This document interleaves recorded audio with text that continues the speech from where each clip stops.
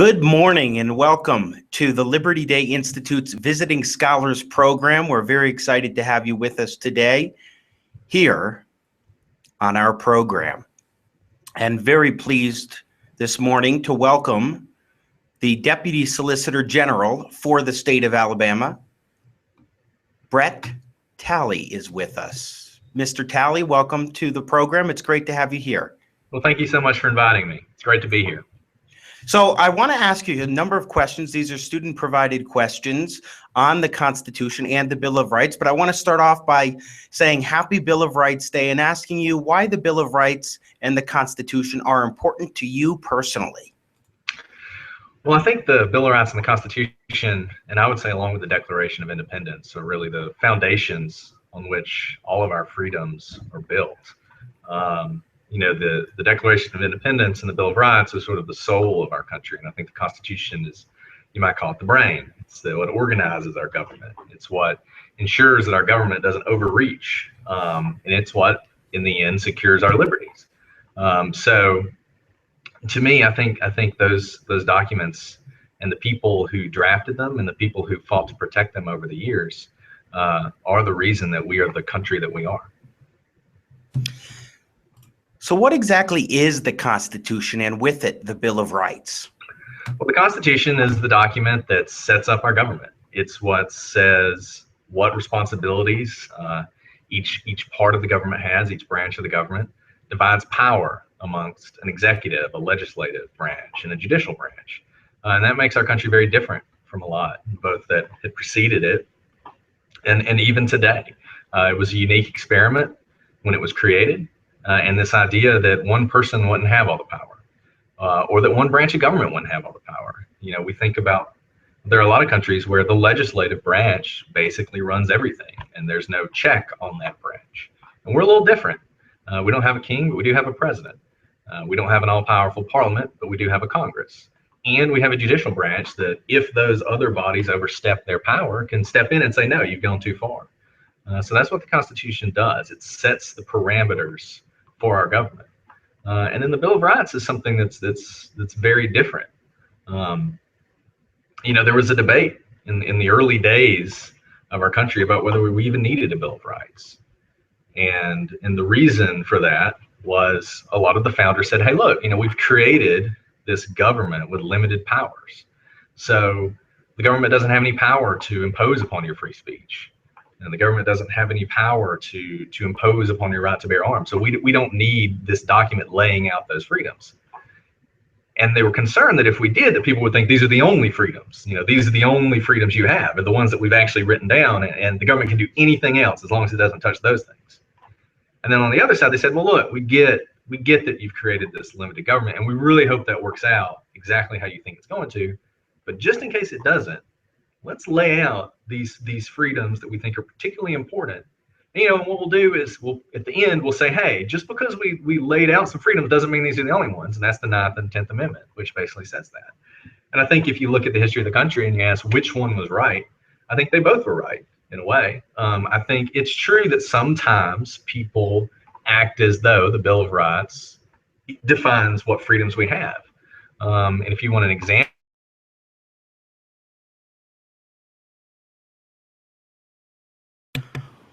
Unfortunately, it looks like we just lost the connection and signal from Mr. Brett Talley. He is the Deputy Solicitor General for the state of Alabama. We're going to wait just a moment. We're going to wait just a moment here while we wait for Mr. Talley to return to the Visiting Scholars Program here on the Liberty Day Institute. Liberty Day Institute was founded in 1996. We're dedicated to educating youth on the U.S. Constitution and American government. We've been around, like I said, since 1996, and our objective is specifically to educate youth and keep the republic. We provide teaching materials and resources predominantly to 5th grade teachers and students, including copies of the U.S. Constitution, Declaration of Independence, questions and answers on flashcards, as well as online web-based resources. It is very exciting to be able to educate youth in this way, to really provide materials and programs like our Visiting Scholar Series which is a series of interviews on the Constitution, on the Bill of Rights, on the various documents that make who we are as a people so profound. It really is something special to be a nation of laws, to be a nation built on this premise that we, the people, shall rule our government. It looks like we might be having Mr. Talley back on the program now. Thank you so much for joining us here on our Visiting Scholars program in the Liberty Day Institute. Waiting just another moment for Mr. Talley to return. Again, he is the Deputy Solicitor General for the state of Alabama, and I am Jimmy Sangenberger, President of the Liberty Day Institute here in Denver, Colorado. That's our home base, where today it is snowing, and snowing quite a bit. It looks like we have Brett Talley back on the signal here on our Visiting Scholars program. Yes, it is snowing quite a good deal here in Denver, Mr. Talley. It's 75 degrees here, so. Oh, is it sunny? Oh, yeah, it's beautiful. Blue sky. 75 and sunny, and I'm looking outside, and here we are. It's all gray. It's snowing a great deal.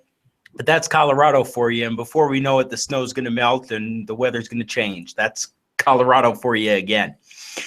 So we have been talking with Brett Talley. He is Deputy Solicitor General for the state of Alabama, and it looks like we've lost the signal on his end again. See, the wonders of technology. It's a wonder how this happens, how you're able to communicate over long distances and look at each other, to actually engage, to have conversations,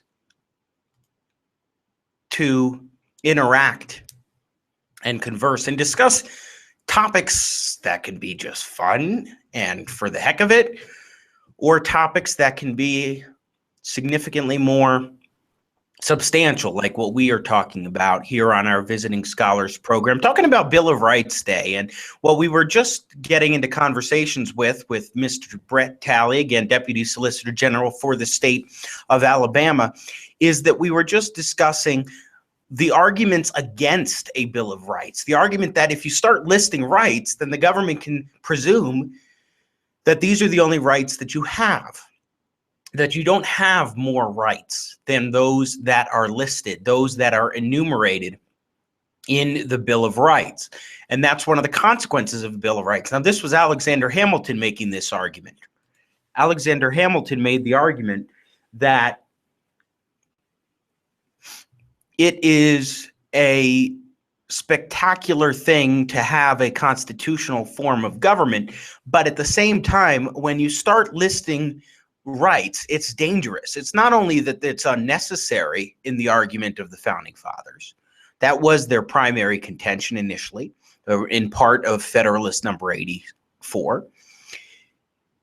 They argued that it's unnecessary. Look, we already had no religious test for office, so that implies that we don't have to abide by the government's sanctioned religion. We get to practice our own religious faith. There are other components as well in the Constitution already, like the writ of habeas corpus and the right to a trial by jury, that were already stated in the Constitution. So listing them out in the Bill of Rights was somewhat unnecessary in the minds of Alexander Hamilton, John Jay, and James Madison. Also in Federalist number 84, they argue that it's dangerous. The minute you start, as I was saying before, enumerating rights is the minute that you start losing liberty, because you're actually listing out the rights of the national government that you are provided, that you are guaranteed. And there's a danger in that, because it suggests that we won't have additional rights on top of it, that the government is going to be able to trample upon other rights not enumerated in the Bill of Rights. So that is one of the consequences. However, there was the argument from the anti-federalists, those that were opposed to the Constitution, saying, look, we need a Bill of Rights. We need guarantees that there would be protections against overreaching of the national government, of the federal government. And so we decided to, by compromise, include a Bill of Rights in 1791. And that's how it came about, is by a compromise in order to pass the Constitution and make the Constitution become a legitimate and full document that would be implemented in this country. There was a compromise saying that we would add a Bill of Rights. There is Mr. Brett Talley now, our Deputy Solicitor General. I hope we've got you steady. I was just talking about the Bill of Rights and how that came about from the debate, continuing your conversation before. So there was that argument by the Federalists against the Bill of Rights, saying, look, the minute that you start listing rights is the minute you can lose additional rights that are not in there. Continue the conversation. And basically, in the end, it was a compromise, in order to gain support of the people who were really worried about the Constitution and were worried about a national government. I mean, that's the idea. What they were fear was, you're going to have this national government with all this power, and it's going to take away the rights of Virginians or New Yorkers or people from Massachusetts. And the compromise essentially was, okay, well, look, let's go ahead and pass this. Let's get it in place. And then we will have this Bill of Rights, and we will protect the things that you're concerned about. And then in order to protect the interests we care about, we'll also have this 9th and 10th Amendment, which basically say, this is not an exhaustive list. This is not everything. And we don't mean it to be everything. And, and as I was saying earlier, I think in the end, both sides were vindicated. The government is much larger than it was then, and the powers that it has are much greater, and its impact in our daily lives is much greater. And so personally, I'm glad that we do have this enumerated list, because even as certain limitations in the Constitution have frankly broken down and are very different from what the founders would have expected, the Bill of Rights has remained sacred to most people. And things like the First Amendment are bedrock principles that people are willing to defend, even if the more complicated clauses of the Constitution, like the Commerce Clause, for instance, are a little harder to understand or a little harder to define. So I think it's definitely a good thing that we have it. Once again, we are talking with Deputy Solicitor General for the state of Alabama, Brett Talley, here on the Liberty Day Institute's Visiting Scholars Program. So one question that comes up quite a bit is whether or not the states need to honor the Bill of Rights, especially those that deal with criminal investigations and cases and the ones that deal with freedom. Or does the Bill of Rights only apply to the federal government and their actions? This is especially interesting given that your role is as Deputy Solicitor General for the state of Alabama. Well, it's a very good question. And originally, the Bill of Rights did not apply to the states. The Bill of Rights strictly, just like the Constitution limited the federal government, the Bill of Rights limited what the federal government could do. So, for instance, you take the First Amendment and you take the Freedom of Religion Clause. It says Congress shall make no law establishing a religion. Well, states could establish religions and did. And a lot of states had an official religion for decades after the Constitution was ratified. Now that has changed. Following the Civil War, and the 14th Amendment was enacted. And the 14th Amendment was enacted to ensure that everyone in the nation had certain basic rights. And the 14th Amendment has been interpreted by the Supreme Court to incorporate what they call an incorporation. It's very complicated and confusing, and some people think incorrect doctrine, but incorporate those rights against the state. So now, a state can no more pass a law abridging your First Amendment rights than Congress could. So at this point, most of them do apply to the states, and the states are required to honor them. And one of the things we do here in this office is we deal with a lot of constitutional claims against the state. Or we make constitutional claims on behalf of people in the state against the federal government. And that leads to another one of my questions from students, and that is, what exactly does a Solicitor General and a Deputy Solicitor General do for the state of Alabama? So we represent the state and the people of our state in the highest courts of the land, basically.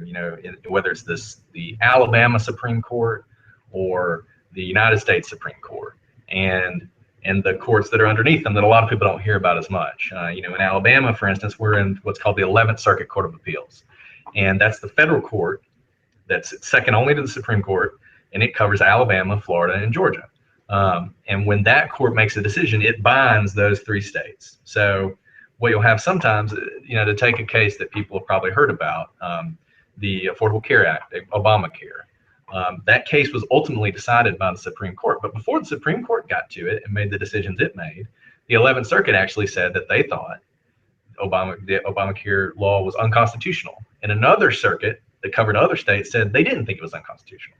So you had these two circuits who were arguing with each other, and the only group that can clarify that is the Supreme Court. So that goes up to the Supreme Court. Well, the Solicitor General of Florida went and argued in front of the Supreme Court about that. And that's what we do. And it can be anything from something as big and consequential as Obamacare to whether or not, a convicted criminal's appeal should be denied. We do across the gamut. And it's not like you see on TV. It's not so much in trial. It's not so much the trial court, but it's those appeals that happen after the trial court. We handle all of that.